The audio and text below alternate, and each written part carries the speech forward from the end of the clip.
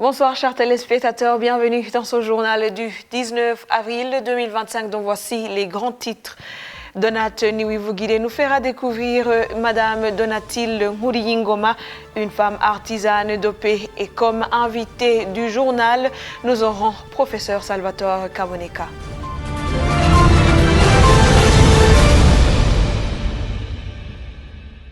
Commençons ce journal par cet élément qui nous fait découvrir une femme artisane dopée, Donatille Nguriyingoma, une femme qui, en 1988, a caché des enfants lors des événements de Nega Marangara.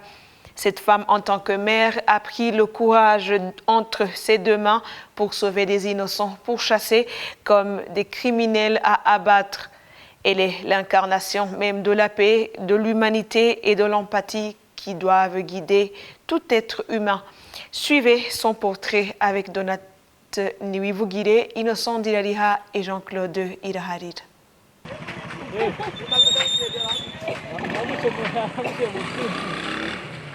Nous voici au chef-lieu de la commune Nega, une des communes de Kirundo. C'est un petit centre un peu mouvementé.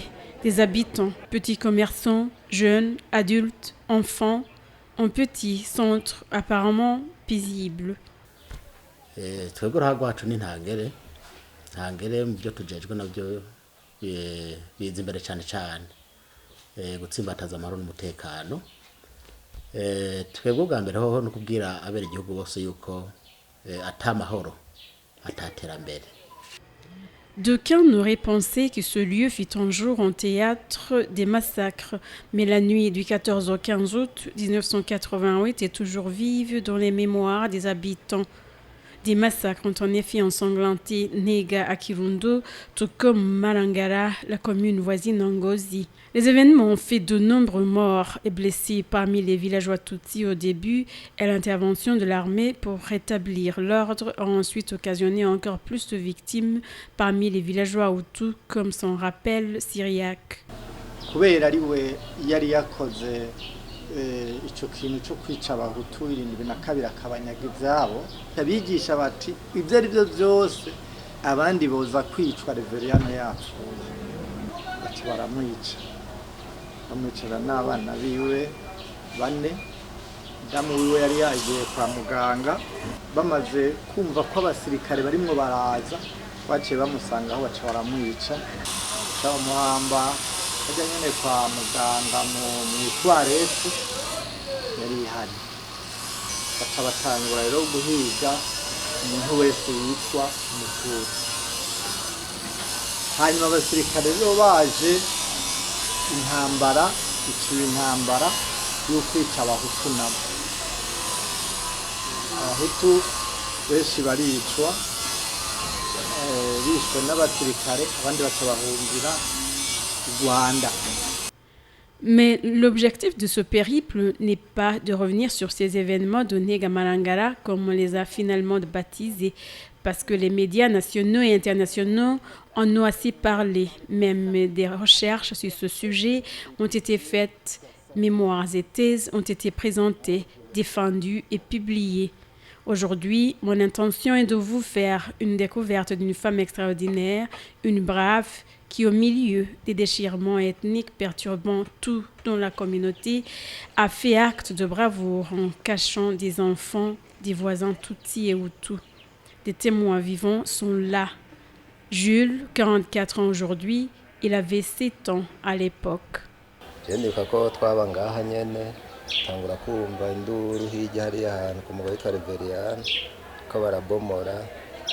bavuga yuko baheza baca baza ngaha ko mama aradutwaranye n'ahantu iwabo havuka kwa mama wiwe hama tukagenda abo bantu bakaguma baza baturonderaho baturondera akadukora ngaha akadutwara mu rufunzo akadutwara hehe ko tugenda bagenda barenguka nihenze yarabuze na mama wiwe aremera arabura mama wiwe kubera twebwe bemeye baramwica akakwemera ko turi abana bo kwa Auguste. Karaho ku munsi wa kane nyene zatubona baje kudutora ahantu hari hatunyegeje ahantu ku musozi turi mu mpene n'intama bijya mu mama no kuri nawe ndamwipfuriza neza cyane beho arambe kubera novuga n'ubu turiho kari kubera we n'ukuri ubwo umukama akomeza amuhezagira amuhamagara. Son père Augustin, en retraite aujourd'hui, il était commerçant. Kwa Donatili wabo barahavuye barahava sumenasi uko bashaka kuyica. Hanyuma barahava baca bagenda kwa se wacize. Bari kwa se kwa Donatili aho bita mu Gatanga. Niyo nabasanze ku munsi wa kane. Hanyuma rero nagiye mfise ubwoba nyene yuko sinari kububura mugabo Imana sanga nyene yarabikoze aragerageza nyene kubaryamako sanga bose ni bazima. J'avais déjà assez pour confirmer ces actes, mais il fallait que je la voie de mes propres yeux et écouter son récit, du moins une petite partie parce qu'il est long. Donatille Ngulingoma, femme aux 1000 vertus. Aujourd'hui en retraite, elle était institutrice de l'école primaire en Néga à l'époque des faits. Elle est de l'ethnie Hutu. Elle a vu, vécu et enduré la crise du début à la fin. Après le déclenchement des hostilités, elle part avec des enfants vers Mugendo, sa colline natale. Ses confrères ethniques la menaçant de débusquer de leur cachette ces sales enfants Tutsis. Elle développa avec succès plusieurs astuces aux diverses bandes de tueurs pour s'en sortir.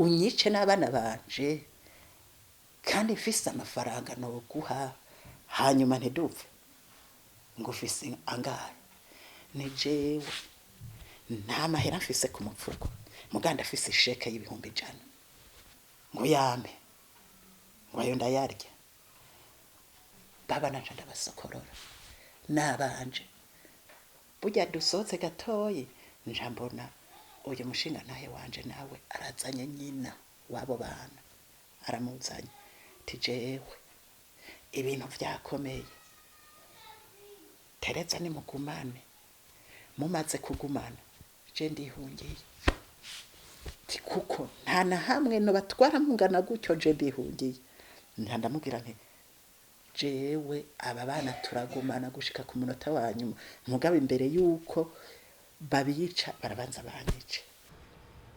Elle tiendra bon jusqu'à l'arrivée des militaires qui les regroupèrent avec d'autres escapés au centre de Néga. Mais ni les soldats ni les rescapés Tutsis ne comprenaient ou comprenaient mal comment elle est parmi eux.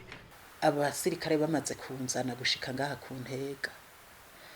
Jewe intambara yindi gira kabiri yari itanguye. Mu kibano byari bibi.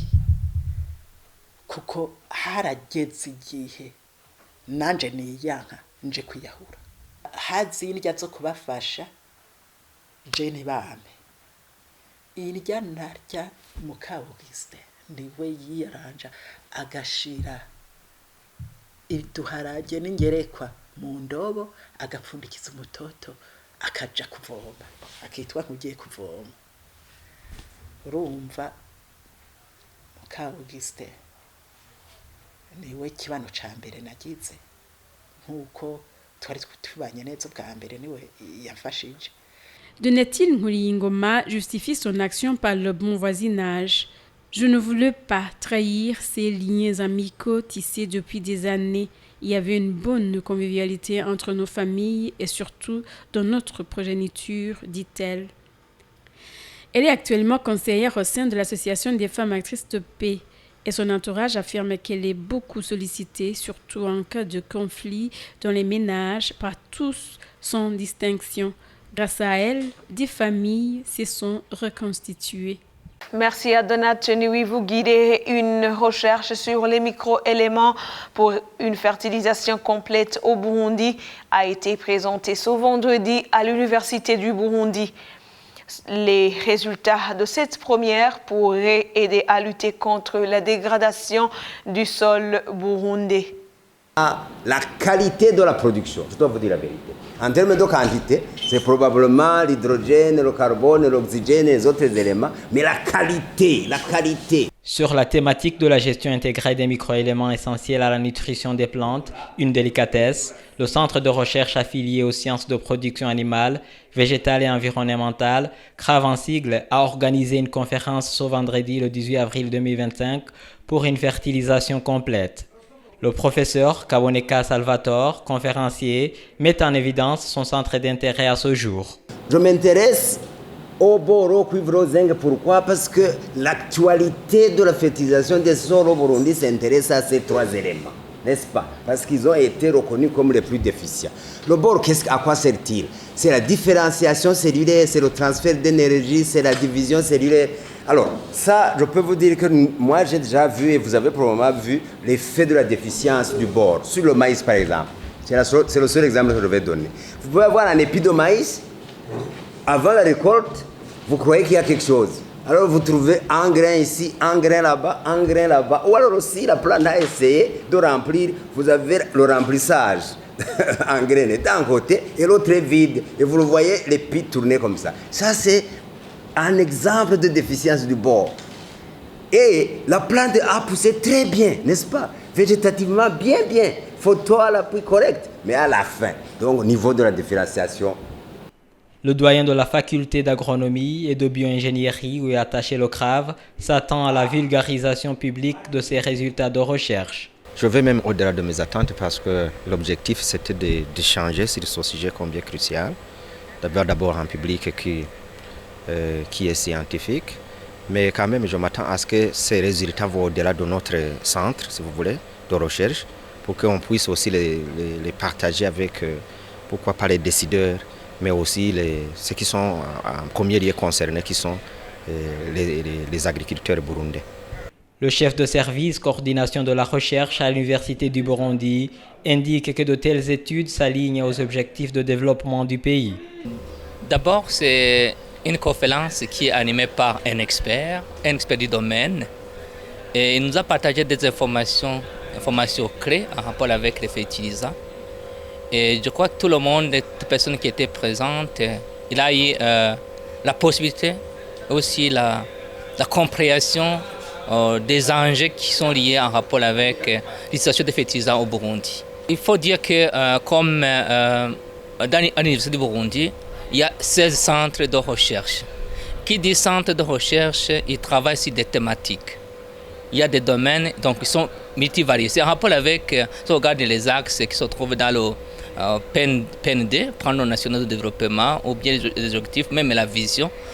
Tous les thèmes qui sont faux, de recherche qui sont faux au niveau de l'Université de Burundi, ils sont alignés aux axes stratégiques les axes de développement du pays. Les besoins de recherche sur les doses optimales, la prudence dans la fertilisation minérale des plantes en bord, en cuivre et en zinc, sans oublier les effets interactifs, à savoir positifs ou négatifs entre le bord, le cuivre et le zinc, ainsi que la nécessité des sujets de mémoire et thèse, constituent les conclusions et orientations de cette conférence. C'était le reportage de Patrick Niyonhuru. L'agriculture au Burundi est un secteur qui intéresse tout le monde, du grand jusqu'au petit. Les fertilisants éventuellement liquides en diffusion dans le milieu rural doivent être validés et évalués par les services techniques de contrôle de la qualité. Cela a été dit par le professeur Salvatore Kaboneka. Il est notre invité de ce soir. Suivez-le.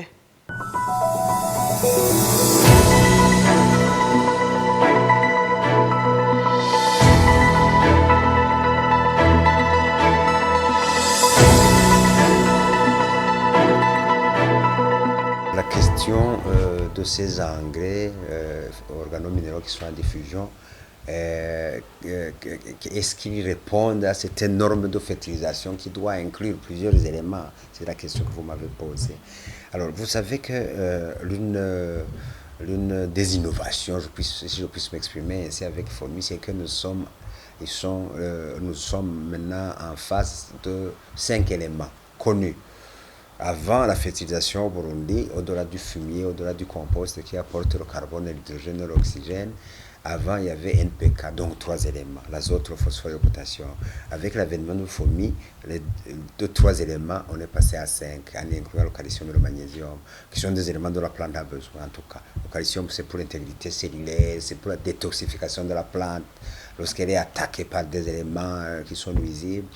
Le magnésium, c'est pour la chlorophylle qui est à la base de la production agricole, donc ils sont fondamentalement nécessaires. En plus, le calcium et le magnésium, ils sont connus comme des détoxifiants. Je viens de dire pour le calcium au niveau des racines, mais c'est aussi des toxifiants au niveau des engrais qui peuvent être acidifiants. Parce que tout le monde sait bien que le DAP et l'urée sont des engrais acidifiants.